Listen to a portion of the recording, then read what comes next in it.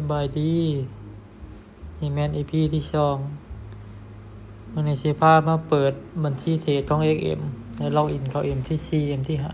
5ขั้นตอนทำอิฐก็ล็อกอินเข้ามาในแอป XM นี่ก่อน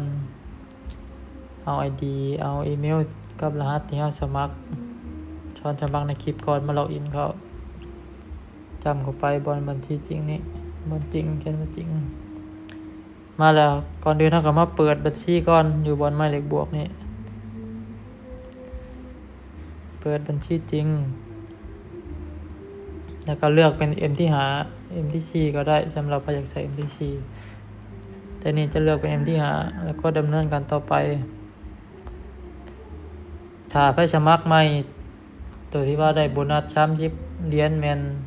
เอาเป็นบัญชีสแตนดาร์ดถ้าเอาบัญชีอัตราโลนี่สเปซมันสิต่ำกว่าแต่ว่าบ่ได้โบนัสสมัครครั้งอิฐถ้าจะได้โบนัสแม่นเปิดสแตนดาร์ดนี่แล้วเราก็ดำเนินการต่อไปเลเวลเลทเอาตามนี้เลย1/1000แล้วก็สกุลเงินเป็น USD สแตนดาร์ดก็มาติ๊กยอมรับอยู่วันนี้ก็ดำเนินการต่อไปเลยทีนี้มาตั้งรหัสผ่านก็ตั้งเอาแบบเดียวกับล็อกอินก็ได้ล็อกอินเข้ามากับอีเมลฮะตั้ง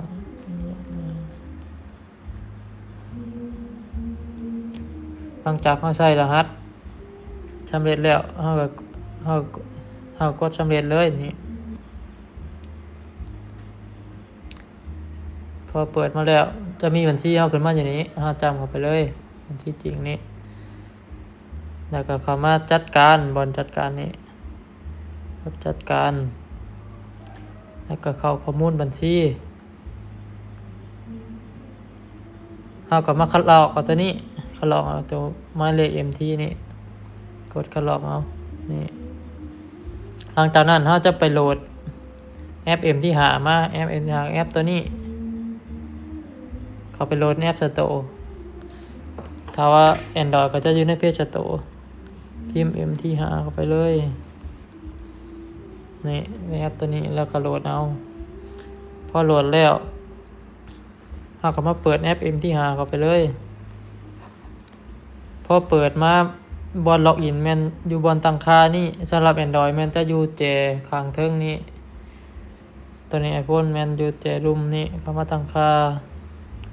แต่มาเข้าบนบัญชีใหม่นี่บัญชีใหม่แล้วเราก็มาค้นหาบัดนี้ค้นหาชื่อโบรกเกอร์คือตัวอย่างเราเป็นโบรกเกอร์ XM เราก็พิมพ์ XMG นี่จะแม่นตัวนี้ XM Global Limit นี่จำเข้าไปเลยเซิร์ฟเวอร์หักไว้เบอร์ของเราว่าเซิร์ฟเวอร์ยัง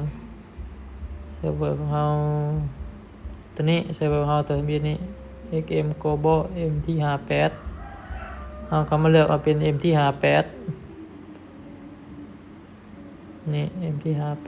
58ตัวลงชื่อเขาใส่แม่นตัวเราคัดลอกมาก่อนนี่ตัวมาเลือก M ที่นี่เราก็มาวางเฉยเลยวางรหัสแม่นตัวที่เราตั้งเมื่อกี้นี่แหละใส่เข้าไปเลย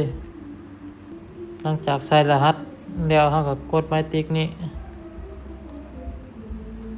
บันทึกไว้ก็ได้นี่แม่นเข้ามาสำเร็จแล้วเนาะเราก็เข้ามาเบิ่งกราฟได้เลยนี่จะมีกราฟมีราคานี่เป็นแม่นกราฟแล้วก็เข้ามาเบิ่งบนราคานี่จะมีสกุลเงินทั้งเบิดที่อยู่ในนี้ตัวอย่างเราอยากได้สกุลเงินยังมาเทรดเนาะก็สามารถมาค้นหาอยู่นี่ได้นี่บนค้นหานี่ตัวอย่างเราสิเทรดทองคำก็คือโกภาษาอังกฤษมันโกนี่ไม้ติ๊กเอาเลยนี่มันโกตัวที่เราเทรดประจำเป็นทองคำกลับออกมาแล้วมาเรียนมาเบิ่งรูมชุดจะเห็นอยู่ข้างรูมนี้เราก็จ้ำเข้าไปปัดนึงแล้วก็เปิดกราฟเลย ประมาณนี้สำหรับสกุลเงินตัวอื่นที่เฮาบ่เทรดเฮาก็สามารถลบออกได้เอามาติ๊กอยู่นี่นี่คือเฮาเลือกนี่ทั้งเบิดนี่ก็ได้ก็อย่างเฮาสิเอาน้ำมันไว้ออยนี่เอาไว้เบิ่งราคาน้ำมันฉะนั้นเฮาก็กดลบเลยครับบัตรหนึ่งนี่แม่นกราฟราคาทองคำเนาะถ้าว่าไฟบ่เข้าใจหยังก็สามารถทักหาเฮาได้ทาง WhatsApp หรือว่าทางเพจนี้สำหรับลิงก์สมัครแม่นอยู่นี่มาคลิกมาสมัครได้เลยสมมุติว่าอยากสมัครแต่ว่าไฟบ่ทันสมัครขอขอบใจ